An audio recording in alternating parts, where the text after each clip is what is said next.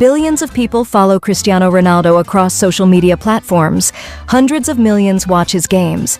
Millions more who have never once sat through a football match in their lives know his name, recognize his face, and feel something specific when his story comes across their screen.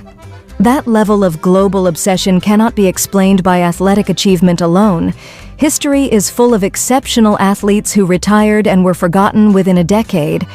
Something else is happening with Ronaldo, something that operates on a frequency deeper than sport, and the people who study human behavior and celebrity culture have been trying to put their finger on it for years. The answer, when you find it, is both simpler and more surprising than anyone expects. It is not the goals. It is not the abs. It is not even the records. Extraordinary as they are, it is the family. It is the children. It is the footage of the most competitive human being on the planet losing a board game to a 6-year-old and laughing until his eyes water. It is the proof, repeated endlessly and apparently genuinely, that behind the superhuman exterior is a man who has figured out something that most famous people never do: how to actually live. The question that sits at the heart of the Ronaldo obsession, and that his family content answers more powerfully than any interview ever could, is one that his fans are quietly asking about their own lives every single day. How do you pursue something at the absolute highest level without losing everything else that matters? How do you be completely dedicated to a professional mission and still be present, warm, and genuinely available to the people who need you at home? How do you carry the weight of being the best in the world at something without that weight crushing the lighter, softer, more private parts of your life entirely? Ronaldo appears, against all reasonable expectation, to have solved this equation. Not perfectly, no one does it perfectly, but visibly, convincingly, and in a way that makes the solution feel available rather than miraculous. Fans are not just watching him play football, they are watching him live, and they are taking notes, because the thing he is doing at home is the thing they most want to figure out for themselves.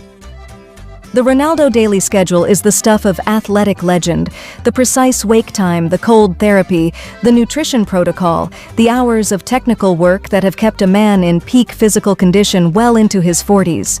That discipline is real, it is documented, and it is one of the cornerstones of the obsession. People are drawn to people who commit completely.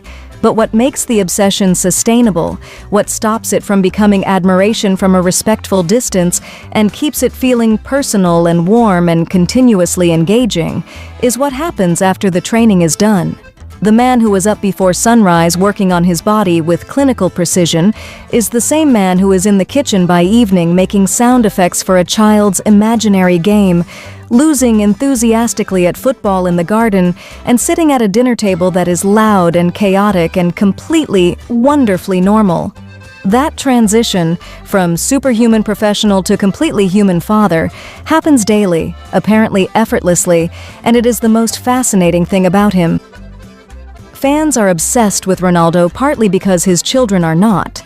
That paradox is more important than it sounds.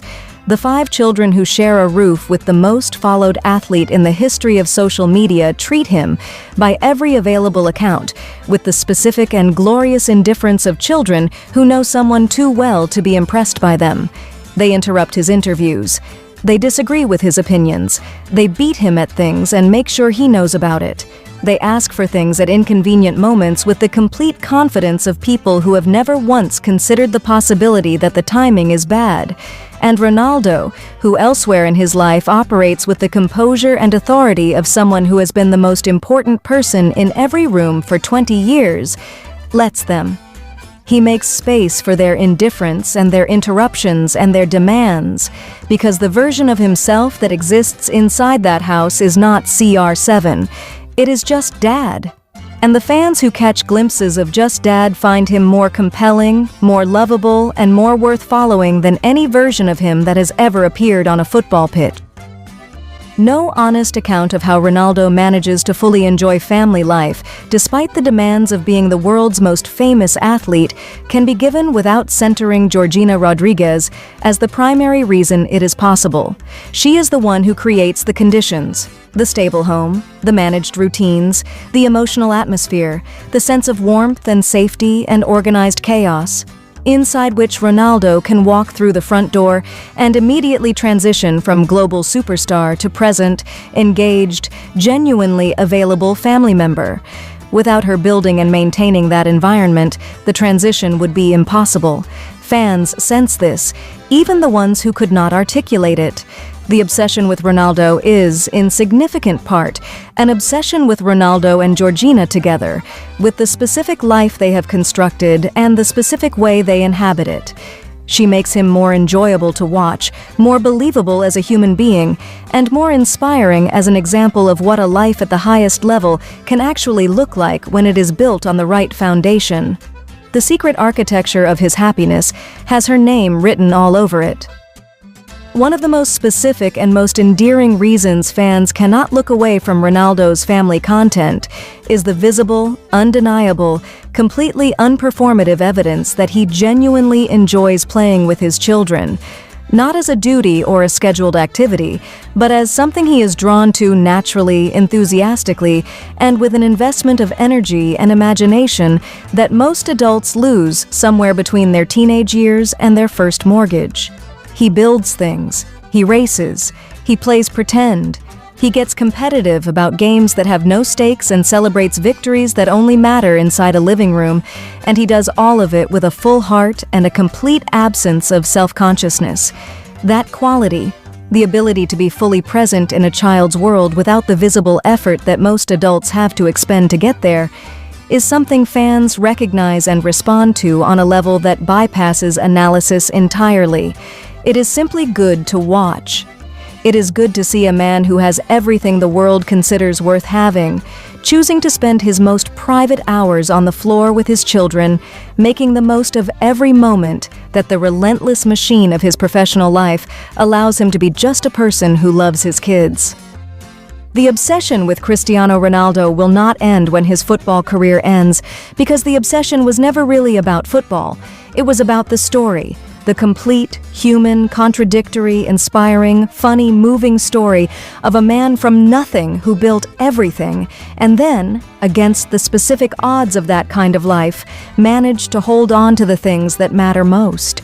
The children who tumble through his living room, the woman who dances in his kitchen, the laughter that comes out of him when a 6-year-old says something that lands perfectly, and he is powerless against it. The daily, imperfect, joyful proof that you can be the greatest in the world at what you do and still come home. That is the crazy reason for the obsession. Not the records, not the physique, not the brand, not the billion-dollar Nike deal. The crazy reason is that Cristiano Ronaldo, in the middle of the most extraordinary professional life any athlete has ever constructed, looks genuinely, sustainably, completely happy. And he looks that way not on the podium with a trophy, but in the chaos of an ordinary evening with 5 children and 1 woman who chose him, and whom he chooses back every single day. The world watches because it recognizes something in that picture that it desperately wants to believe is possible. And Ronaldo, by simply living it, keeps telling the world that it is. Thank you for watching. Don't forget to subscribe to the channel and click on the notifications bell for more gist and stories on your favorite celebrities. Until the next one, please stay tuned.